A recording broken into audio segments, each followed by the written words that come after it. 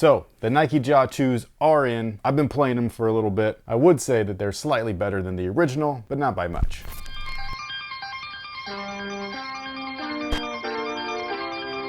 Hey, what's going on, guys? My name's Chris. Welcome back to the official WearTesters.com YouTube channel. Today, we got a detailed look and breakdown, including performance aspects on the Nike Jaw 2s. I've already been playing in these things, and so far, so good. Do I think that it's the greatest Nike shoe available on the shelf? No. Do I think it's a solid option? Yes. Do I think that it's Nike being lazy overall, though? Yes. It's just one of those things where, do they work? The answer is also yes. So what is there to complain about? It really depends on who you're preaching to. But first things first, this video is brought to you guys by the good folks over at Sole Premise. They provide premium or luxury style bags, but the catch is that they are all catering towards sneaker lovers.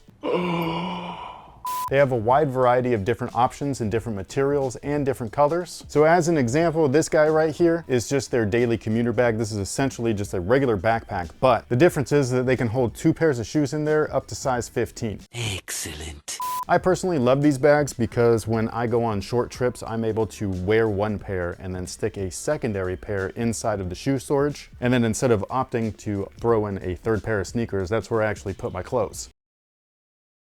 And then when I'm going on longer trips, this bag right here is what I typically like to use. It holds up to 5 pairs of shoes. On top of all of that, these bags are TSA approved. They can fit underneath the seats or in your overhead compartment. This particular one is made out of polyester instead of a more premium leather, so there's different options and varieties depending on what you want. Last but not least, this is my favorite bag and the one that I use all the time, mostly because, well, we're gym rats here, and I also test shoes for a living. And this bag right here lets me do all of that stuff all at once. This is a brand new version of their gym bag, where this one is decked out in premium goodness, and I'm not gonna bring this one with me because I don't wanna ruin it and get it all wet and sweaty. So instead I bring this one. But the good news is that they both fit 4 pairs of sneakers, which is amazing. If you have your testing shoe, then your backup shoe, and then maybe there's a backup for the backup, and by chance, maybe a backup for that, I don't know. What I like to do is fill it up with 3 pairs, and then my leftover compartment has my change of clothes, deodorant, my water bottles, a basketball pump, and then for my AirPods and whatever else I might be bringing, there's a ton of storage options for that too. So for whatever your needs are, Sole Premise has probably got you covered. So if you're interested, make sure that you click the link down below in our description box. It'll send you over to Sole Premise's website, solepremise.com, where you can check out all the variety of different options, all the different colors, what's on sale, all that kind of good stuff. Now, just in case you're curious, I don't think that this is really a collector's shoe, but I could be wrong. I don't know if anybody thought that Michael Jordan's shoe would be a collector's item eventually, but you know, those people, hats off to them. But this is the box right here, a little bit Kobe-esque. Like when I look at this from a quick glance, like when they're over in the corner or something, I'm like, what Kobe's are those? It's not Kobe's, it's John Morant's shoe. I will say the one thing about these is, thank goodness, the price didn't increase because nothing else did. If anything, they kind of dumbed these down quite a bit, at least in certain aspects when comparing them to the ones. But I will say that I do like them more than the ones, it's just barely. The traction though is probably its best feature. This stuff right here starts off pretty slick, but once you break it in, it's awesome. Each of these little circular pieces of rubber end up acting almost like suction cups, not completely to the point to where they're literally suctioning onto the floor, but just in the sense that they almost act independent of one another once they start to break in, once that rubber becomes kind of malleable. Each of these little circular shapes, they end up compressing a little bit on the floor and then moving while you're playing, and that's just a really awesome feeling. So it's adding a ton of grip, even compared to something like this, which this wasn't even bad. This is just a little bit better. Now, as far as the cushion is concerned, it really hasn't changed much from the original. You still have a lightweight Phylon carrier. I will say that the Phylon, once broken in, does feel much better than the original. Or maybe much is like too much. It just feels better. Maybe not by much, but enough to notice. And then the forefoot is a rectangular zoom unit, much like the original. I will say that the overall like feel of the shoe, especially once broken in, very similar to the Sabrina 2s, which is one of my favorites of the year. These just feel like that they sit you off of the floor just a little bit higher than those. Those feel a little bit more grounded, whereas this one is just a titch more elevated. Not by much, but just enough to kind of notice a little bit. But yeah, the cushion starts off firm, mostly because of the Phylon, but I run around on the court a lot. Not only do we play it for like 3+ hours at a time, but if I'm not the primary ball handler, I'm usually just running around trying to get open, running through screens and stuff like that. This is one of those things where if you ever see some highlights of my on-court stuff, you'll always be like, dude, why is he always open? Because I don't stop moving. It's just simple basketball IQ. When you don't stop moving, you'll eventually lose your defender. And for somebody like me, I need to do that because my defender is always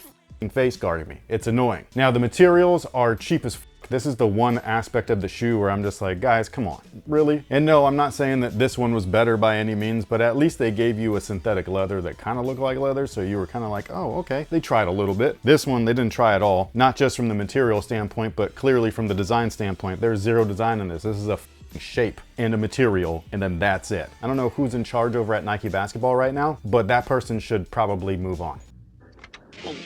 Because yeah, all of the designs are exactly the same looking. They're all mimicking Kobe's. Bad look. You're supposed to be the #1 performance brand out there, and you're out here copying your old homework.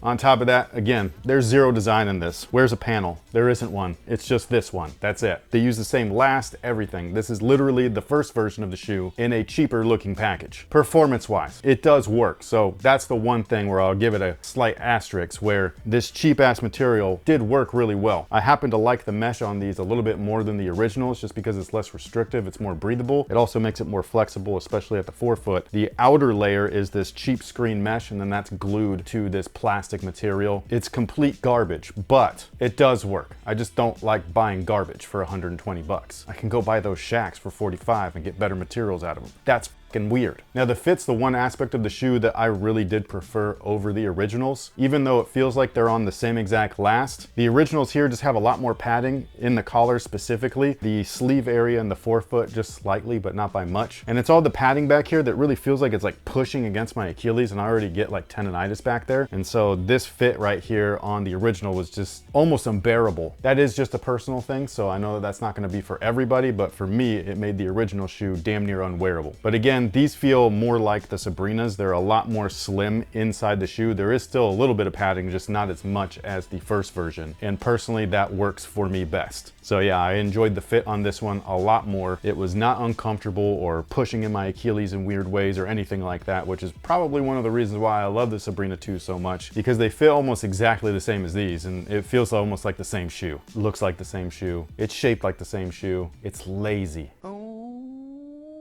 Now the support is decent. Most of that actually comes from the upper, so that cheap ass material that they use doesn't move. Again, I'm really fortunate that they hollowed that area out in the forefoot, because it does allow for some flexibility, but all of that firm plastic around the rim adds structure and support to it. So I dig that. The rest of the support actually comes from the outsole itself. You do have a small outrigger here, something that was missing from the original. Even though the original was a little bit wide set, it was kind of rounded and everything. The one area that they're definitely lacking in the support department is the torsion and rigidity. There is a small bar in there, but it's not very good. Like, you can twist these guys up, you can bend it in half, all that kind of stuff. So are those things that your foot will actually do while in a game? No, it's probably really unlikely. The over twisting aspect is the most likely aspect, and I did not find that to be an issue with these. So I think that the support is not great, but it's good enough. You do also have a firm heel counter built into the shoe and everything. So between that, the cheap materials, and the outrigger, you're pretty much covered. So yeah, I would say that this is a slightly better shoe than the original, but I would not rush out to like replace my Jaw 1s, if that's what you're wearing right now, in lieu of say the Jaw 2 like this. I'm really just happy that we didn't see a price increase. If anything, it should have been a price decrease just because of the material choices, but you know, they did add new tooling. That's a huge cost when you're manufacturing product, so I can see why they kept everything the way that it is. But yeah, is this a must-have? No. No. No. Is it a great basketball shoe? I don't know. It's okay. But with all of that being said, do we happen to have time for a question of the day? What's the food that you consistently buy but end up having to throw out because it goes bad? Usually it's like the fruits that don't go in the fridge. Like lemons? Yeah, because the way that lemons are priced, it's like buy the 3 lemons that you need or buy the entire bag for the same price. And so I end up buying the bag and I only get through like so many of them. You know, I try, but like how many days in a row can you use lemons? Bum, bum, bum. Ba-dum, ba-dum. A duck walked up to a lemonade stand. But anyways, sound off below and let us know what item you buy most often that ends up being wasted most often. And on top of all of that, did you happen to buy the Jaw 2s? Are you playing them already? Do you like them? Do you not? What aspects do you think are better than the original? I think the traction is the one thing. Like this right here really saved how mediocre the rest of the shoe is. Like the traction is really good, but that's just me. But anyway, sound off below and let us know. Thank you guys so much for watching. Thanks so much for hanging out with us. We greatly appreciate it. We will catch you guys on the next one. So until then, y'all have a good one.